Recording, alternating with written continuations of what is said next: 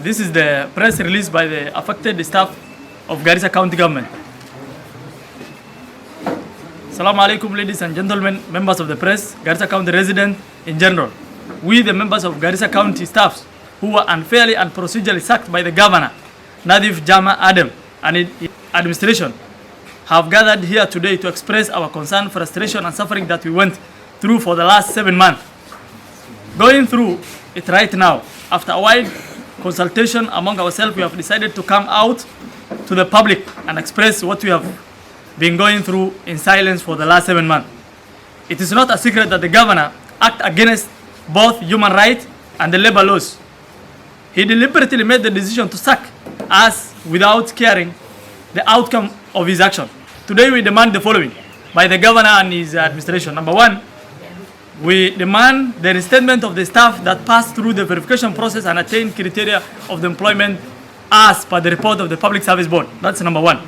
Number two, we demand with immediate effect of the release of our 5-month salaries areas as the per court orders that were given to him. Number three, we demand also to allow us to resume our respective duties and offices that we had been transacting our official duties before an official sacking of the staff.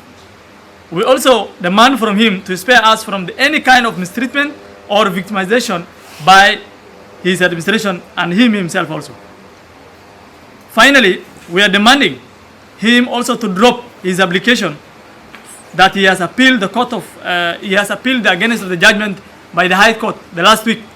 We are also requesting and demanding him also to drop that appeal. It is against the will of the people. He is the one that made the request of the affidavit, the board, to do their work. After they have done, still is now going against the outcome of the board. Finally, we are calling the governor and his administration that we have given them enough space of diplomatic to him and his administration. Even when they cut off our livelihood, we have respected him and his office. We will continue respecting him. But if he keep denying what is rightful belong to us, which is the right to employment, we shall take action outside stipulated process of seeking our right. We shall mobilize ourselves and protest before the county headquarters in the date to be announced soon. Take note that we shall confront you in all the forces available to us before 23rd March, which is the date for our hearing of our case. Finally, I want to talk to the president. I want to talk to the president and his administration. We, as the resident of people of Garissa, we voted what is called the bottom-up agenda of the UDA. And because the governor came from the Azimio, La Umoja, who are now demonstrating, who are going against the agenda of bottom-up. That is why the governor and his administration are finishing up these people. We want to call Secretary General of Kutu, Francis Atuoli, to chip in this issue. We are calling Auditor General to chip in this issue. We are calling the human rights activists, all of them, to chip in this activity. More than this, we are seeing President, the governor of Garissa County, Nadif Jama Adan, is finishing the bottom-up economic people that were needed to be uplifted. We are calling the relevant agencies to do thorough speed up to come up this issue of investigating where our salaries for the last 7 months are going. We are calling the Office of the Auditor General also to chip in to do a thorough auditing. We are calling the Office of the Auditor General to chip in this issue to do thorough investigation for the last 7 months, how the county government of Garissa has spent. As stated the last time, one of the MCS, Honorable Hassan Gelle, stated that the Garissa County received 4.2 billion for the last 7 months, and they have spent a single coin for development. The President, we are hoping that we have given you the power to assist us so that we grow economically, socially, and politically. We have stood with you. It is now your turn to pay us. I want to call the leaders of Garissa County, specifically the CS for Defense, Honorable Aden Duale. Remember, we stood with you for the UDA agenda, but now you turn us, you betray us. You have never talked even a single day in your speeches. You came in weekend, you go around in madrasas, and you leave. We know you. You stay here for weekends. You came maybe on Thursday to Friday, you stay here on over weekends, and then you leave. My friend, remember how we stood with you. Specifically, remember on June on your house finally when you meet for over 400 youth. I was the one who has predicted you will going to win that seat, and the prediction of the president of William Ruto. Instead of studying these voters, those are the people who has voted for you, who has built that nation, the government of UDA, of KK government, Kenya Kwanza government. Instead of studying, instead of standing all of them, you have silence. That means that you have agreed the governor of Azimio, Nadif Jama. That shows your silence, shows that you are with him. You must come out. You must talk. You must say why. This governor has requested in a court order and affidavit he signed. He said let Public Service Board carry out verifications, and we have presented ourselves there. After that, he is taking appeal again. That means, that shows that you have agreed that you want to stood with him on that silence. I want to talk the MP of Garissa Township, Honorable Major Deko. Remember, all those people are voters in Garissa Township. Your silence says a lot. My friend, come out from that darkness. And if you have any fear, we are behind you. We are the voters. You should not fear to anybody. I want to call the Hangol. That is the MP for Fafi. My friend, you are the first MP who has tweeted that you stood with us. And your silence also means that there is other pressure. There is no more pressure than the voters. Those are the people who has given you the votes. And the Garissa is the heart of Garissa County, Garissa Township. Finally, the MCS, I know you have been divided in many ways, but now you are studying the right position. My friends, let the governor and his administration not use you to impeach the Public Service Board. The Public Service Board are the independent institution that carried out their mandate as per required. My friends, we want you to study with us. We get. Finally, in the 7th, if you fail to act before 23rd Bana Governor, finally, we will going to have 10 consecutive days. There will be no going out. There will be no come in, and there will be no entrance or exit in the county administration. We will going to paralyze all the activities in Garissa County. Otherwise, let's get our right. Thank you very much. There was a patching of sacking of 3,500 staff, midnight, abruptly, unexpectedly, without being expected by anybody. That's something which have never happened throughout the world. It have never been seen even in the Guinness Book of Record. Sacking permanent and pensionable staff without any notice, without any prior notice or any prior information that this and this will happen. Somebody who have taken his children to schools, who have taken his children to universities, who have taken his people to different areas in the society, sacked midnight. It was something which was shocking, which have never been seen. Some of the people who have been sacked midnight, 3,500 staff, some of them came from very far places. Others came from Madogashi, others came from Ijara, others came from Balambala, others Nairobi. They were sacked midnight. They have not even, some of them don't have even fare to reach their homes. They were stranded. That's something which happened, and it was a very much shocking issue.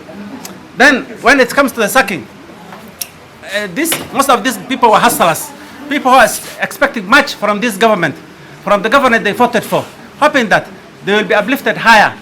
This government having a standing on a benchmark of being hustler or helping the people at the bottom line. But to the wonder of so many people, 3,500 people, 1,500, close to 1,500 were Ugatusis, those people who are supposed to be uplifted. Close to 1,000 people were elderly, aged, which were expecting more from the government, but they have been patched immediately the government resumed office. This was a very big shock to the people of Garissa and to the entire world, something which we didn't expect. After the sacking happened, there was a lot of traumatization and a lot of damages which happened to the staff, including some of them, their children have been chased from school. Others, they have no electricity at home. Some of us will sleep at dark houses at night. Some of the people, water have been cut from their home supplies, and they are termed as permanent and pensionable people, staff in the government of Kenya. Is this realistic? After that, we redressed to justice. We have gone to seek justice. This is not a banana republic. This is a republic which has its rules and regulations and its constitutions, which is rightly supposed to be followed. After we went to the justice, after we went to the courts, the court stood with us family. We want to thank the court for standing with us family and instructing the governor to return us to payroll. The governor was asked, "What do you want?" He said, "You don't trust this staff." He sees some of them some of them have been employed backdoor, so he wants vetting. He was asked, do you want vetting? Yes, he wants vetting. He was allowed. The Public Service Board was invited to do the vetting. He said he's satisfied with the Public Service Board, and he will do whatever he will do whatever they find. So the Public Service Board started doing the vetting, and he promised that he will return people, all the people that the Public Service Board will vet. There was close to 1,000 staff which have been vetted rightly by the Public Service Board, that these are the rightly staff, that they are supposed to be returned. They have followed the procedures of employment. And the court ordered to return us and to pay us the 5-month salary that which was held, 4 to 5 months which was held by the county government. After the PSP vetted us, after the Public Service vetted us, still the county government did not return us. Still our houses are remaining dark. Still we don't have water. Still we don't have food. This is the month of Ramadan which is coming. There's no water. You know, most of the Muslims, they are supposed to take ablutions. We are supposed to bathe. We are supposed to drink so much water because of the hydration of the Ramadan. We don't have all those things after Ramadan. We want to call on the governor and the leadership of Garissa. Don't force us to resist. Don't force us to oppose the government that we have duly elected. Don't force us to go to opposition. Please bring us back. We didn't expect such a batch, 3,500 batching in a single day. Return us back to the government. Don't remove us out of the government. We don't want victimization. We don't want victimization. There's a lot of promises that the leadership of Garissa took during the campaigns. The governor himself, he promised during his campaigns that he will never sack somebody. If anything, he will transfer somebody from his current. If he sees somebody is in a low cadre, he will transfer him from the current office he's serving and transfer him to another office. But he said he will never sack somebody. Other leaders, they also took the same promises, saying that don't be afraid. When the Honorable Ali Buno Korane said that at September everybody will be sacked, be ready, they said he is lying. There's no sacking. There's only small transfers. To our shock, the same sacking came up to happen. So we are expecting the governor to uphold his former promises. After that, there is this community called the Ashabul Ukhdud. This found in the Quran scriptures, that there was a community called the Ashabul Ukhdud. I think it's also found in the Bible, although I'm not sure, in the Old Testament, that these stories also are captured in the Bible. That the Ashabul Ukhdud, they were victimized. They were burned in a pit. They have been victimized. They have all been killed. Why? Because they only believed in one single God, in only one God. Now, the only thing that we are being victimized, that we are only banned, that we only be sacked, is just because that we have been employed by the former governor Ali Buno Korane. So please don't victimize us just because that we have been employed by the former governor Ali Buno Korane. Just like the Ashabul Ukhdud who have been victimized because they believe in one God. Don't victimize us because of Ali Buno Korane. Also, when the Ashabul Ukhdud, the community of Ukhdud, were being banned by that king during the prehistoric time, then he was being banning them in that pit. The leaders were sitting beside the pit, watching, honorably seated in seats. The leaders of Garissa want to address the senators, the MPs. Don't sit comfortably next to the beach when you are being banned. Please come in, chip in, save us from the banning. Talk to the governor, to save us from being victimized just because we voted for Ali Buno Korane. Most of the leaders say that we stand by the Mama Mboga, we stand by Mama Maziwa, we stand by Mama Mira. We are the children of Mama Mboga. We are the children of Mama Maziwa. 900 people, 1,000 people being victimized, removed from the paper. Which Mama Mboga are you supporting? Which Mama Maziwa are you supporting? These are children. In Garissa, in Northeastern, mainly Garissa County, there was insecurity. Most of the schools have been closed because of insecurity. We have no teachers. Children were leaving schools. When we have been suffering under this ego. Again, it came 3,500 staff have been sacked, which again made almost all the schools being closed, because most of the children were being paid for these parents. 3,500 parents, children left school. So we are urging the government to intervene. We are urging the governor to come back his senses so that he return us. In Garissa, there's a community called Ogaden. Most of the community around here are Ogaden and non-Ogadens. Most of the Ogadens, we love each other. We have school in each other, shoulder to shoulder. the Abdallahs, the Audak, the Ogaden, and many other non-Ogadens. We used to love each other. Please, Mr. Governor, don't scrap that love. Don't bring in hatred.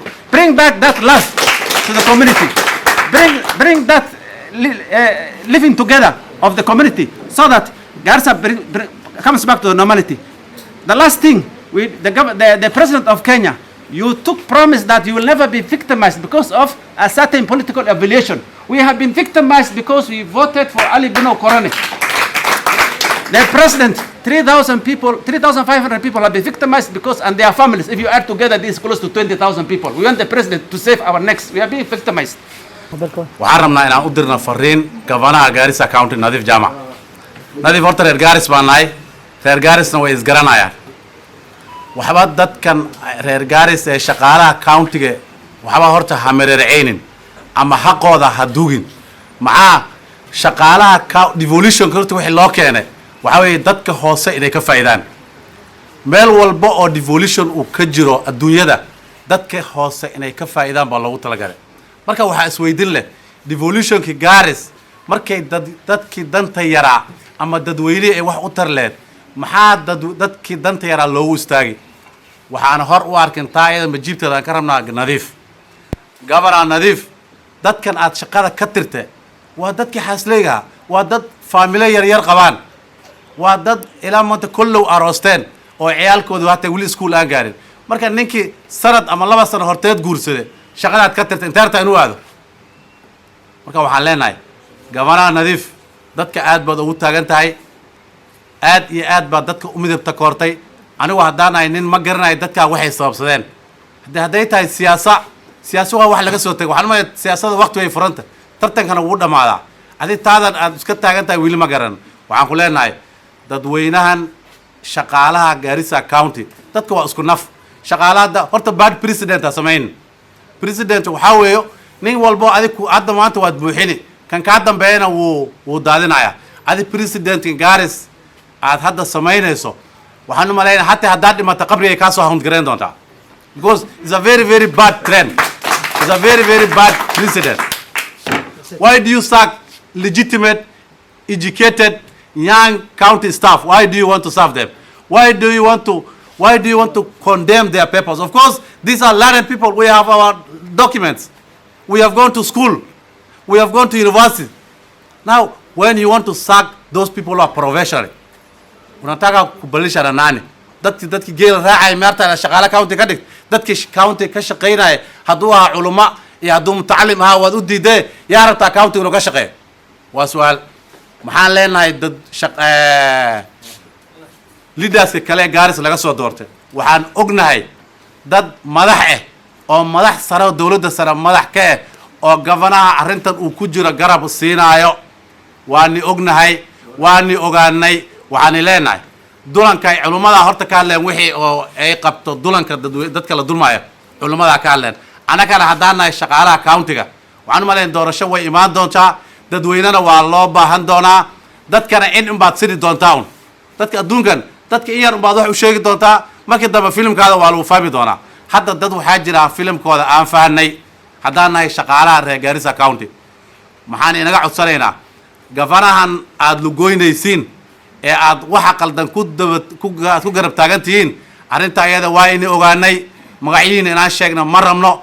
haddii aad naga soo garbixi waysiina mudaharaadyaha dambe aan samayn doono waa ina sheegi doonaa si bayaan baan inay sheegi doonaa billahi kariim.